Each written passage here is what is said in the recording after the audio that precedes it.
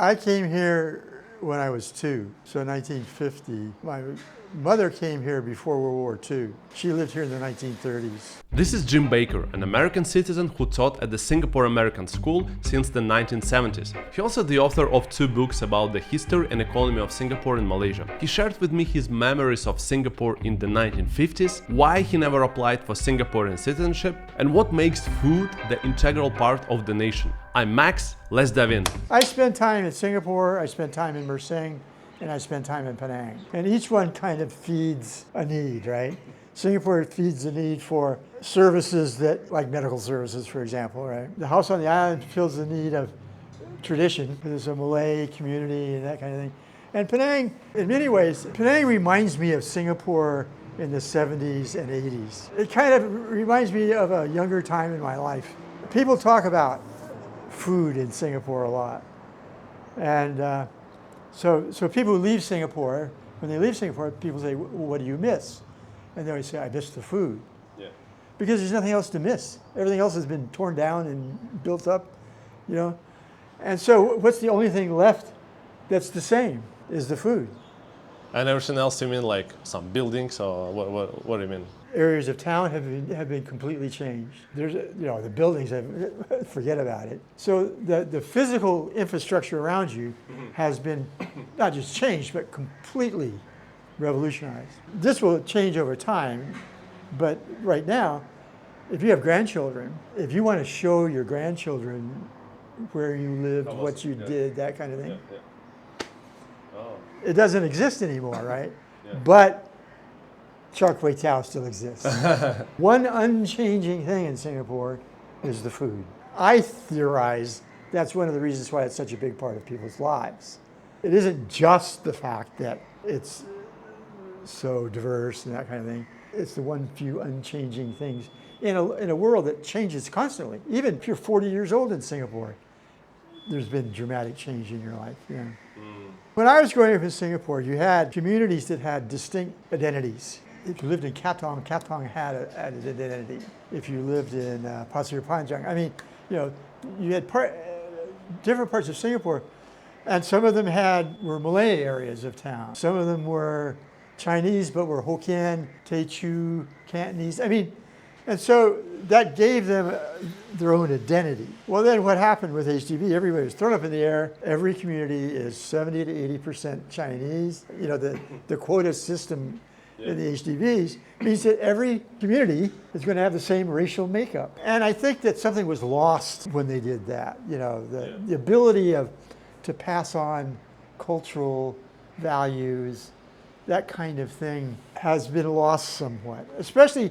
And that also went with the end of the dialect groups. The dialect was the language of the family.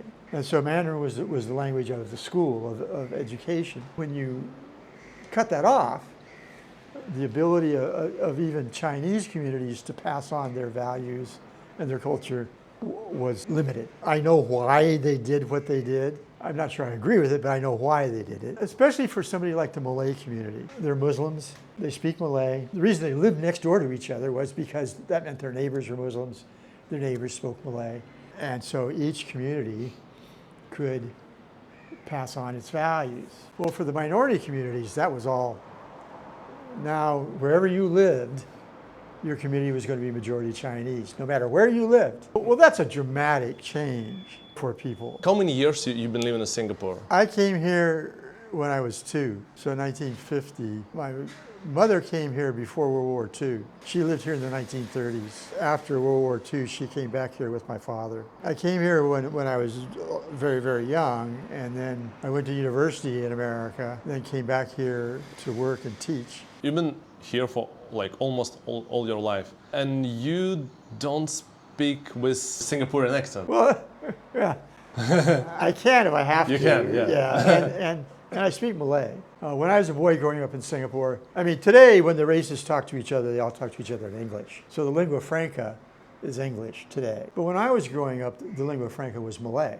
So if you had people from a different race come together, and they didn't have a common language, they would speak Malay. So there was a Singapore form of Malay. People talk about Singlish. Well, there was also a local kind of Malay kind of dialect that people would revert to when they were trying to communicate with somebody that didn't speak their language. What part of you is like Singaporean? What part of you is American? I've always said that America is my nationality, but Singapore is my home. Sometimes it's complicated, you know. Giving up your passport or giving up your nationality is not an easy thing to do. But you never went for renouncing your citizenship. When I turned 18, I had to consider it because I was 18 when they established national service in Singapore. At that point, I was thinking, what am I going to do? And then the first call up for national service was 2 weeks after my birthday.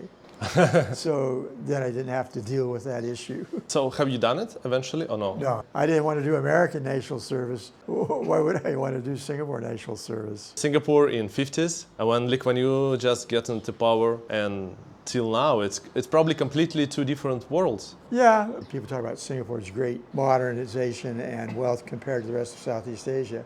But Singapore has always been more modern and wealthier than all of its neighbors, even back into the 1930s, 1920s. Singapore was a middle-income country when the PAP came to power. It was never truly a third world country. I mean, it was the fifth largest port in the world when the PAP took over in 1959. It was always different than its neighbors, not just because of the large Chinese population, but because it was also more modern and more connected to the global economy than its neighbors. Yeah.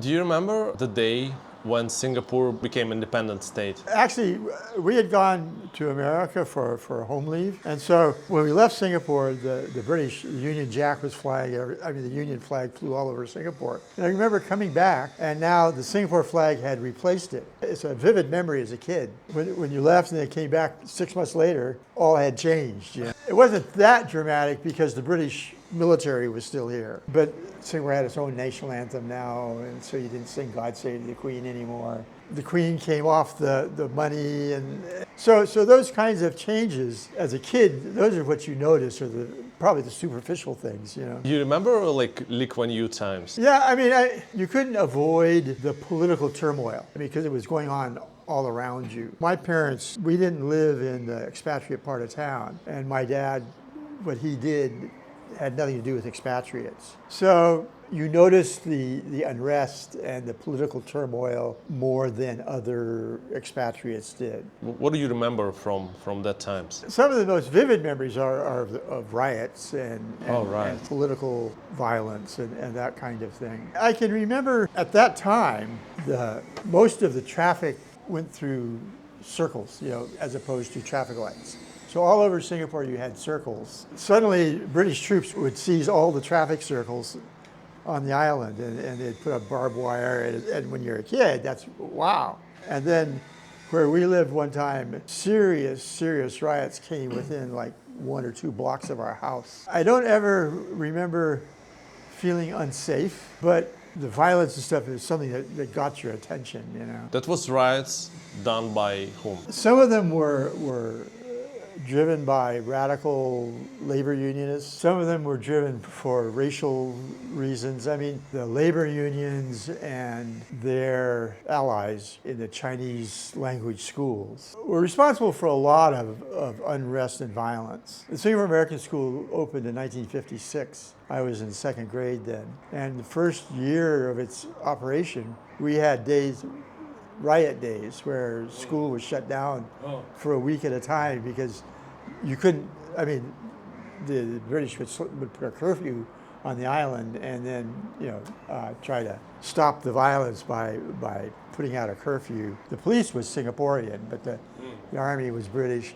But they would clamp down and shut down the whole island in order to try to bring an end to the violence. Have you put like your thinking after it, like maybe many years after it, like to that days, and you were like processing like, yeah, what's going on? When I was a teenager, because Singapore joined Malaysia when I was young, and then when I was 17, they left Malaysia. And Singapore and Malaysia had always been kind of one and the same in the eyes of most people. And so you notice that the split had taken place. That was something that got your attention. I understood a little more what was going on, and that kind of thing. When I was 16, 17, 18, you began to understand that Singapore was changing, and you had huge public housing programs going on.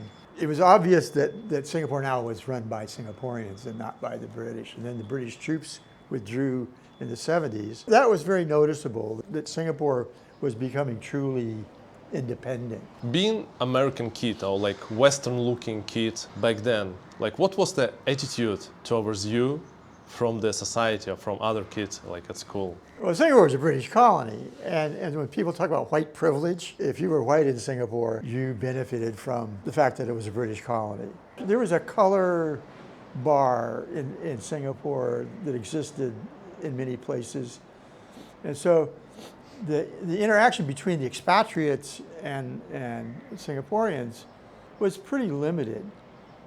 I mean, in business it wasn't. In business, that was somewhat different. But socially, there was a divide between Asians and people who were Caucasians or white people. But there's no doubt, if you were white, you were treated differently. We're allowed to behave in ways that wouldn't necessarily be accepted for Asian people. Many times, if expatriate kids did things weren't necessarily criminal, but antisocial, you did stupid things, right? Yeah.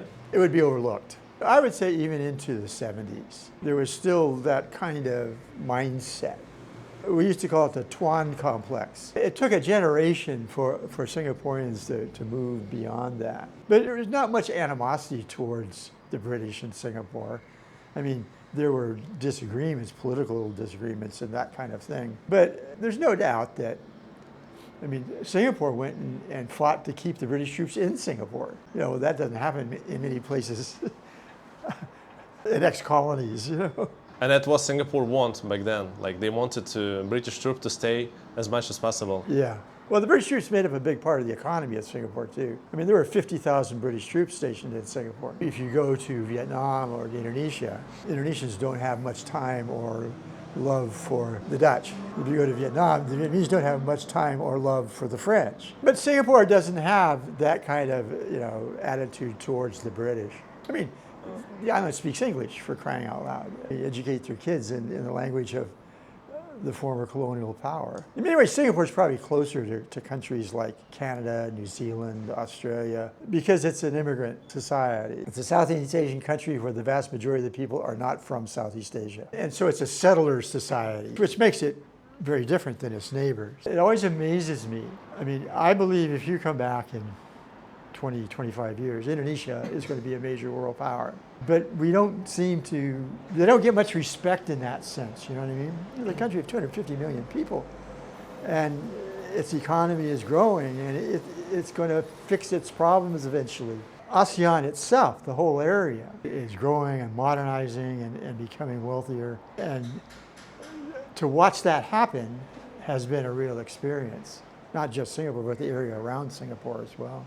Are you leaving? Wait, enjoy this video first. But it's gone in 3, 2, 1.